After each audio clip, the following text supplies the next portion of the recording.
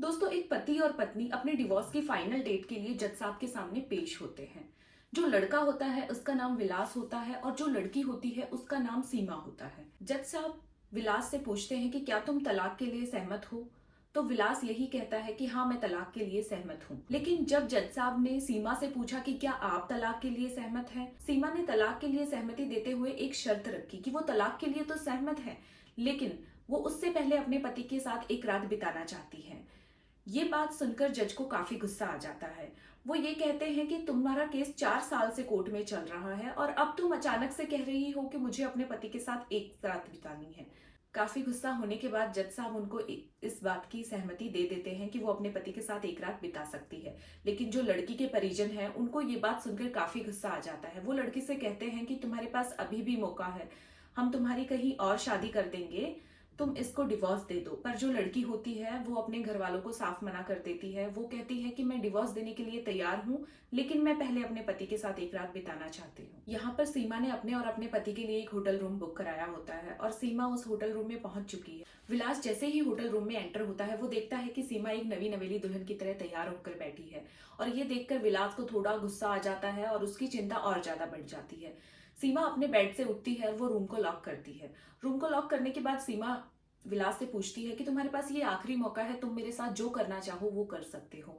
इस पर विलास उससे कहता है कि क्या तुम भूल गई हो कि हमारे रिश्ता जो खराब हुआ था वो इसी वजह से हुआ था, क्योंकि तुम हमेशा मुझे ये कहती थी कि हमारा जो रिश्ता है वो सिर्फ एक शारीरिक संबंध का रह गया है, बाकी हमारे बीच प्यार मोहब्बत की कोई बातें नहीं होती। इस पर सीमा उससे कहती है कि क्या तुम्हें इन 4 साल में मेरी एक भी बार याद नहीं आई। इस पर विलास यही कहते हैं कि नहीं आई। तो सीमा उनसे कहती है कि अगर तुम्हें मेरी याद नहीं आई तो तुम इतने कमजोर क्यों हो गए हो। इस पर जो विलास है वो और ज्यादा भावुक हो जाता है, वो अपने आंसुओं को नहीं रोक पाता। वो यही कहता है कि जब हमारे डिवोर्स की लास्ट डेट फाइनल होने वाली थी उसके 6 महीने पहले ही मेरे पेट में इन्फेक्शन हो गया और जब मैंने डॉक्टर से चेकअप कराया तो मुझे पता चला कि मेरे को स्टमक इन्फेक्शन हुआ है। ये सुनकर सीमा के पैरों के तले से जैसे जमीन खिसक सी जाती है और वो एकदम रोने लगती है और अपने आप को नहीं संभाल पाती। इस पर सीमा अपने पति के गले लग जाती है और उनसे कहती है कि क्या आपने मुझे कभी अपना नहीं माना, कि आपने इतना बड़ा जो दुख है वो भी मुझसे शेयर नहीं की। लेकिन विलास यही कहता है कि अब उसके पास जीने का कोई सहारा नहीं है, ना उसके पास उसकी बीवी है, ना उसके पास कोई बच्चा है कि वो उसके लिए अपने आगे की जिंदगी जीने के बारे में सोच सके। विलास और सीमा के बीच अब सिर्फ सन्नाटा सा था।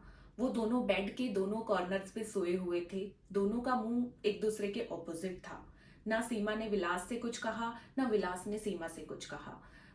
अगले दिन सुबह जब जज साहब के सामने दोनों पेश होते हैं तो जज साहब ने बोला कि अब आप मुझे बताएं कि आपका क्या फैसला है। इस पर सीमा यही कहती है कि मेरे जो हस्बैंड हैं उनको एक जानलेवा बीमारी है और ऐसे टाइम पे मैं अपने हस्बैंड के साथ नहीं छोड़ सकती, तो मैं अपने हस्बैंड को डिवोर्स नहीं दूंगी। ये देखकर विलास का मन एकदम भावुक हो जाता है और उसकी आंखों से आंसू रुकने का नाम नहीं लेते। पर सीमा के जो घर वाले हैं वो और ज्यादा गुस्सा हो जाते हैं। वो कहते हैं कि जब तुम्हें पता है कि उसको जानलेवा बीमारी है, उसके बाद भी तुम उसके साथ रहना चाहती हो।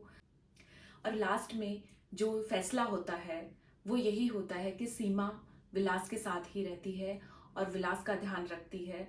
इस पर सीमा के जो परिजन हैं उनको थोड़ा गुस्सा जरूर आया, क्योंकि सीमा के सामने उसकी पूरी जिंदगी पड़ी थी और विलास के पास सिर्फ कुछ ही दिन थे। लेकिन जो सीमा ने अपना रास्ता चुना वो विलास ही था और आज भी वो विलास के साथ अपनी लाइफ बहुत अच्छे से जी रही है।